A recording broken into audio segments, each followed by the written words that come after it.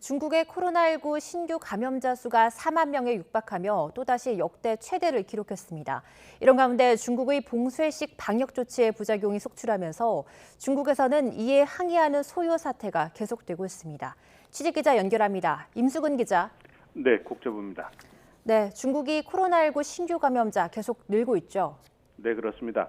중국 방역 당국의 오늘 발표에 따르면 어제 중국 본토의 코로나19 신규 감염자는 39,791명으로 4만 명에 육박했습니다. 이는 전날 34,200명에서 5,500여 명이 증가한 수치입니다.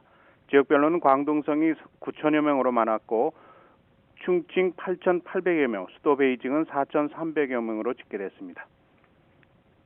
네, 또 중국 당국이 봉쇄에 가까운 조치를 계속하면서 이를 비판하는 시민들의 집회 시위도 계속 이어지고 있다고요.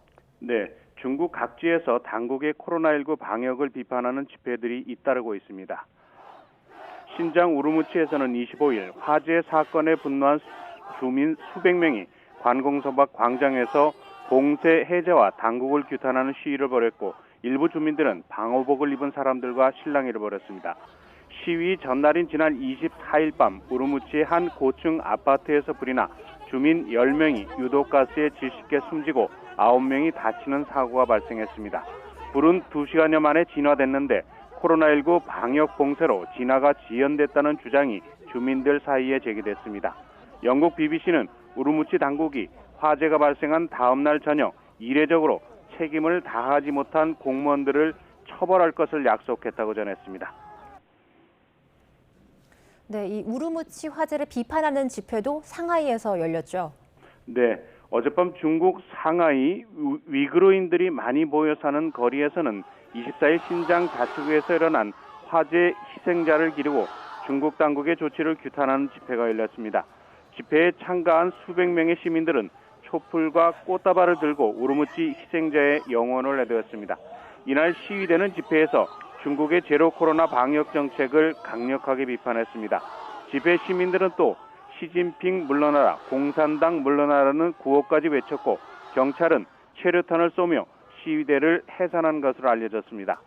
앞서 지난 23일 밤 폭스콘 정저우 공장에서도 노동자들이 수당 문제와 엄격한 방역 정책에 항의하며 대규모 시위를 벌였습니다. 지난달 폭스콘 공장에서는 코로나19에 감염된 직원이 숨졌다는 소문이 퍼져 대규모 탈출 사태가 발생한 바 있습니다. 시위 다음 날 공개된 영상을 보면 수천 명의 폭스콘 노동자들이 방역복을 입고 시위 진압력 방패를 든 공안 그리고 보안 요원들과 충돌했습니다. 시위대는 공안을 향해 기다란 세막대 등을 휘둘렀으며 공안들은 시위 노동자들을 구타한 것으로 전해졌습니다. 중국 정부가 봉쇄식 코로나 방역으로 일관하면서 국민들의 집단 반감을 사고 있는 가운데 코로나19 신규 감염마저 급증하고 있어 중국 방역 조치의 적절성에 의구심이 일고 있습니다. 지금까지 국제부에서 전해드렸습니다.